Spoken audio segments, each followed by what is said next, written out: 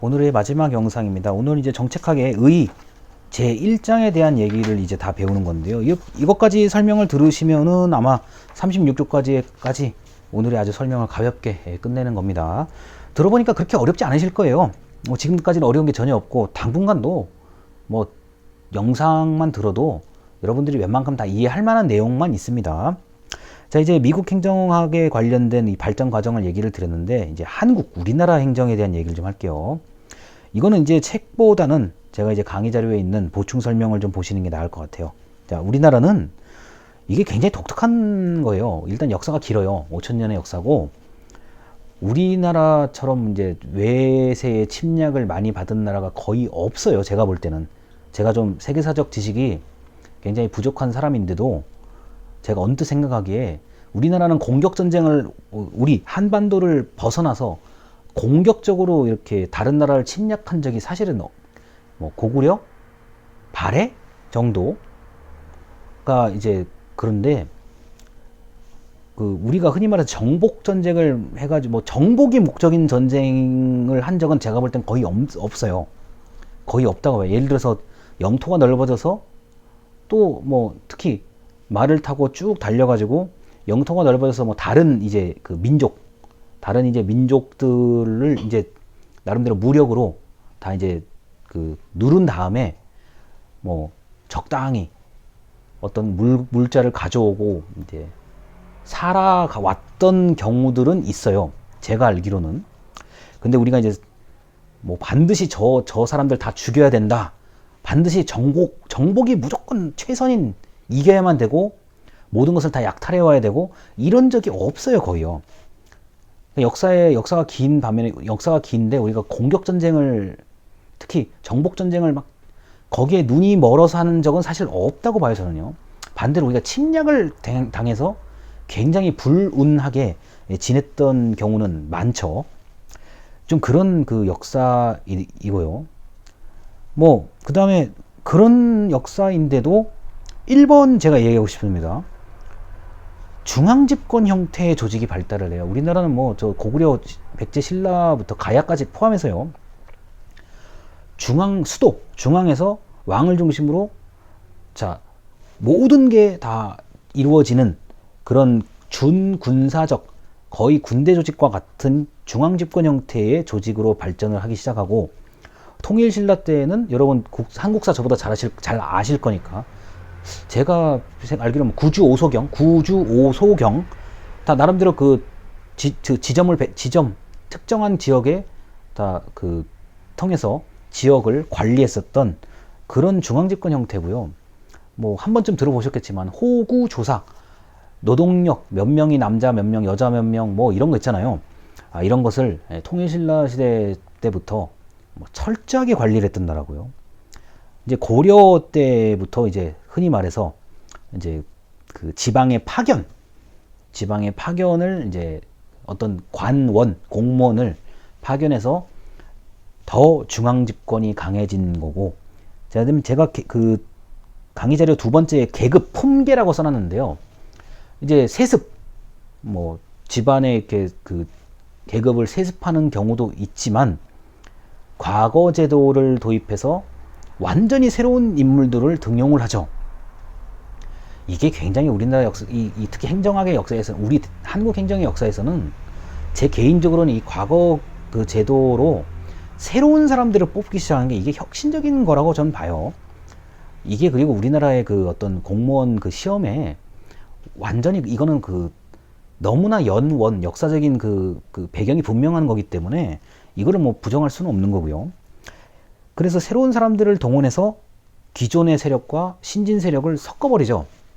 자, 이러다 보니까 뭐 아주 안타까운 일들도 벌어지고, 서로가 서로를 죽이는 이런 일도 벌어지는데, 자, 그런데도 불구하고 역시나 중앙집권입니다. 고려 때. 뭐 제가 기억하기로는 고려의 광종 때 뭐 또 지방에 있는 호족들을 다 이제 숙청을 하죠. 그 다음에 이제 조선 때 넘어오면은 이제 뭡니까? 뭐 구휼, 지금 세 번째 얘기합니다. 구휼, 이제 굶어 죽는 사람들이 이제 쌀 이렇게 음식 같은 거, 이런 거 주는 곡식을 주는 걸 얘기하죠. 아픈 사람 치료하는 거 마찬가지입니다. 조세, 이제 흔히 말해서 거두어 드리는 거, 세금을 거두어 드리는 거. 그 다음에 이제 제가 축성. 자, 축성은 우리나라가 외침을 많이 받았기 때문에 그 나름대로의 어떤 성을 관리를 해야죠. 뭐 산성, 뭐 남한산성, 뭐 이런 거 있잖아요. 예, 성을 관리해야 되는 이런 축성 업무가 굉장히 중요했고요. 그다음 치수. 뭐 치수는 우리가 저 여름에 비가 엄청나게 오잖아요. 여름에 집중되는 그 나라기 때문에 홍수가 한번 나면 이게 답이 없었습니다. 그리고 치수가 왜 중요하냐면은 옛날에 우리가 지금처럼 상수도 하수도가 발달하지 않았기 때문에 이 수인성 전염병, 그러니까 물이 매개가 되는 전염병이 있기 때문에요. 아주 뭐 그 홍수 한번 나면은 홍수도 그렇지만 전염병에 이제 아주 답이 없는 거죠. 전쟁, 전염병, 흉년 가물었어요. 안 자라요. 논의 벼가 안 자라요. 이건 이제 큰일 나는 거죠. 그래서 기우제 지내잖아요. 옛날에 보면은 그 임금님 나와가지고 뭐 그 궁에서 기도하잖아요. 저 나름대로 제를 지내잖아요. 그래야 된다고 믿었던 거예요. 자, 이게 전부 다 정책이죠. 이 굉장히 큰 정책들만 얘기한 겁니다. 치수 정책 같은 거, 축성도 대단한 정책이고요. 제가 볼 때는. 자, 그렇게 해서 뭐 조선시대 600년 동안 쭉 내려옵니다. 자, 그 다음에 이제 일제강점기하고 미군정기에 영향을 받죠. 뭐 우리의 뜻과 관련이 없이 영향을 받는데, 이게 이제 소방정책의 초기 모델이 이제 이때 등장을 하죠. 이제 이제 미군정기 개념에서는, 한국의 소방 편제, 소방 조직 어떤 이런 게 좀 부족하네? 뭐 경찰 편제? 이것도 좀 조금 손을 봐야 되겠네? 그러니까 그때 이제 미국의 어떤 그 지식이나 기술이 살짝 들어오기 시작하는 거예요. 자, 그런데 그 전에 일제강점기 때 남겨져 있었던 그 잔재가 또 아예 없어지지도 않아요. 그러니까 이게 섞이게 된 거예요. 어떻게 하다 보니까 섞이게 된 겁니다.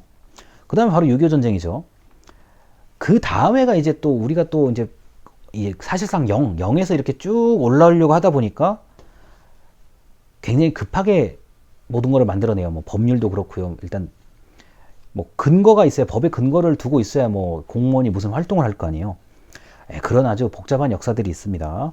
이제 해외 정책이 유입되기 시작하죠. 선진국의 어떤 정책들이 우리나라로 이제 대거 들어오기 시작합니다. 이제 60년, 70년대를 이제 지나서 80년, 90년, 00년대부터는 뭐 어마어마한 정책들이 이제 들어오기 시작하고요.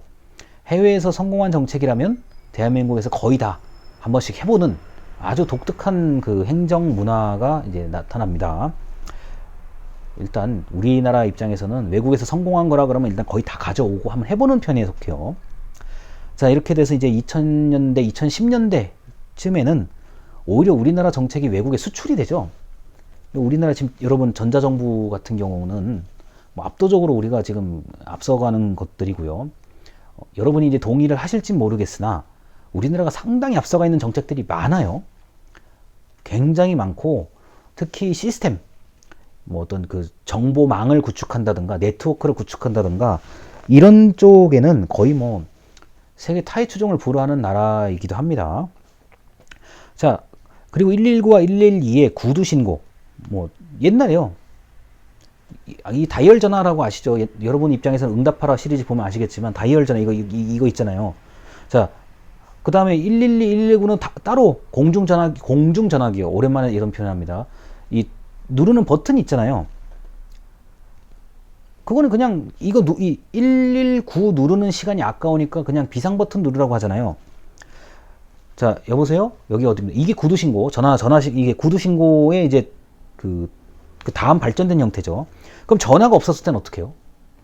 전화가 없었을 때는 흔히 말해서 찾아가죠. 불 난 거야. 불이 보이니까 누구라도 그냥 불이야 그러면은 뭐라도 온다고요. 근데 이제 범죄와 같은 경우는 자, 직접 파출소를 찾아가야 되는 그런 일들이 발생하기도 합니다. 그러다가 이제 전화신고로 급격히 바뀌고요. 그 다음에 요새는 인터넷을 활용해서 뭐 이런저런 그 민원을 제기하기도 하고 어떤 그 도움을 받기도 하고 각종 서비스를 인터넷으로 처리할 수가 있다는 점, 이게 획기적인 얘기입니다. 그래서 119와 112, 특히 우리나라는 뭐 이거를 통합할까 말까도 고민을 했었는데, 전 국민 아마 여론조사의 99.8%인가요? 119와 112를 모르는 사람은 사실상 없다라고 나왔죠. 그냥 그리고 사람들 입장에서도 이걸 뭐하러 합하냐. 그러니까 우리가 911, 그 911로 할까 말까를 고민을 했었어요. 그런데 뭐 우리 유치원 딱 어린이집 들어가면서부터 배우잖아요. 경찰은 112, 소방은 119, 딱 들어가자마자 배우잖아요.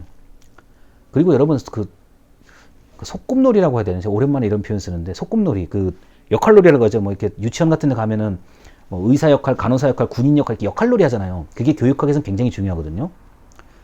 그럴 때 이제 경찰 소방관 역할놀이 하면서 이미 그때 다 배워요. 그러니까 이거를 통합하면 오히려 더 이상해질 수도 있다는 여론이 좀 있어서 그대로 쓰는 걸로. 그리고 국민 입장에서는 그대로 쓰더라도, 분리해서 쓰더라도 상황실에서는 서로 통합해서 출동하죠. 그래서 112 신고하면은 신고 내용이 119도 포함이 된다면 119 같이 가는 거고요. 119로 신고해도 신고 내용이 112가 좀 필요하다 그러면 같이 가는 거죠. 그렇게 돼 있습니다. 그래서 우리나라는 굉장히 그 5천년 역사에 뭐 엄청난 정책들이 많았고요.